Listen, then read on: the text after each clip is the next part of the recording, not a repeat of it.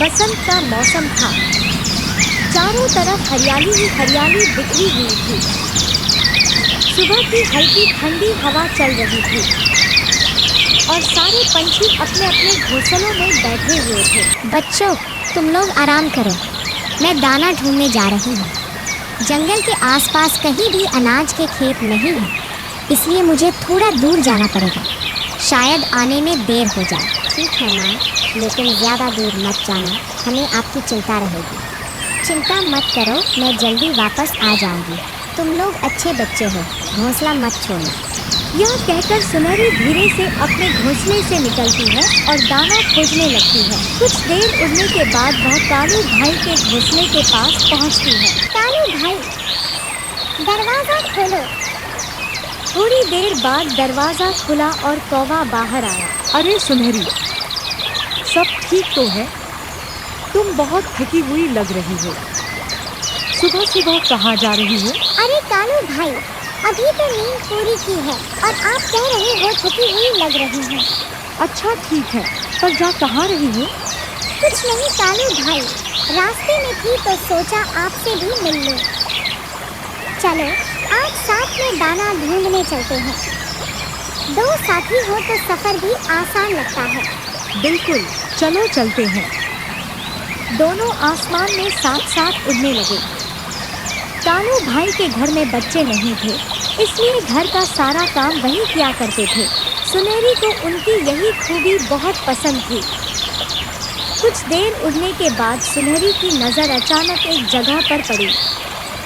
हल्की धूप खेत पर पड़ रही थी और सुनहरे दानों की चमक दूर से ही दिखाई दे रही थी। कालू भाई, उधर देखो, कितनी सुंदर और पकी हुई फसल है। ऐसा लग रहा है जैसे पूरा मैदान हमारे लिए सजाया गया है। वाह, सच में। और यहाँ कोई इंसान भी नहीं है। यह तो बढ़िया जगह है। दोनों नीचे उतर आए। सब कुछ बहुत सुकून देने वाला था। सुनहरी ने एक दाना चखा और बोली, वाह, आज तो किस्मत बहुत अच्छी है। अब जल्दी करो, अगर कोई आ गया तो हम भूखे ही वापस जाएंगे। कालू भाई ने भी पेट भरकर खाया, सुनहरी ने भी। फिर दोनों ने कुछ दाने अपनी चोंच में भरकर इकट्ठा किए ताकि घर वापस जाकर आराम से खा सके। इसके बाद दोनों खुशी खुशी वापस उड़ने लगे, जैसे आज का दिन खास उनके लिए ही बनाया गया हो। काफ़ी देर उड़ने के बाद कालू थक कर बोला, सुनहरी, मैं बहुत थक गया हूँ, क्या हम थोड़ी देर आराम कर सकते हैं?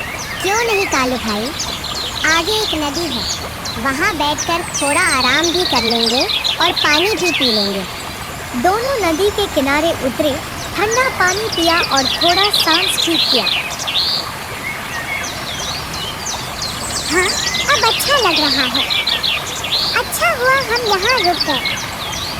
वे दोनों अभी आराम ही कर रहे थे कि अचानक सुनहरी के कानों में एक कांपती हुई आवाज़ आई, बचाओ, बचाओ, कोई मुझे बचाओ, मुझे पिंजरे से निकालो, मैं अपनी माँ के पास जाना चाहती हूँ।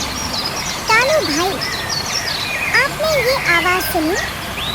कोई बहुत मुसीबत में लग रहा है। चलिए देखते हैं। हाँ हाँ, चलो। दोनों आवाज़ की दिशा में तेजी से उड़ने लगे। थोड़ी दूर जाने पर उन्हें एक इंसान का घर दिखाई दिया। दोनों जल्दी से पिंजरे के पास पहुँचे। चिड़िया, तुम्हें किसने कैद किया है? आप लोग कौन हैं? मैं सुनहरी हूँ और ये कालू भाई है। हम जंगल से आए हैं। तुम्हारी आवाज़ सुनी तो मदद के लिए आ गए। मेरा नाम सोनी है। 2 दिन पहले मैं दाना लेने निकली थी। एक शिकारी ने मुझे जाल में फंसा लिया, फिर बाजार में बेच दिया। तब से मैं इस पिंजरे में बंद हूँ। मेरी माँ बूढ़ी है, वो 2 दिन से मेरा इंतजार कर रही होगी। अरे बेचारी, चिंता मत करो, हम तुम्हें अभी आज़ाद करते हैं। उसने अपनी चोंच से ताला खोलने की कोशिश की, कुछ देर बाद चटाक की आवाज आई और ताला खुल गया। तीनों तुरंत उड़ गए और जंगल की ओर लौटने लगे। आप दोनों का बहुत बहुत धन्यवाद। अगर आप न आते तो शायद मैं कभी वापस न जा पाती। कोई बात नहीं, चलो हम तुम्हें तुम्हारी माँ के पास ले चलते हैं। हाँ, जल्दी चलो यहाँ से। सोनी बहुत कमजोर लग रही है। लगता है इसे ठीक से दाना पानी भी नहीं दिया गया।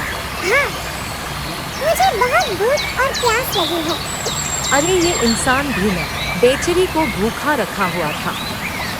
अगर हम न आते तो ये तो मर ही जाती। सभी इंसान बुरे नहीं होते कालू भाई, कुछ के दिल बहुत अच्छे भी होते हैं। अच्छा, अब यहाँ से निकलते हैं। मालिक वापस आ गया तो मुश्किल हो जाएगी। चारों तरफ शांति थी।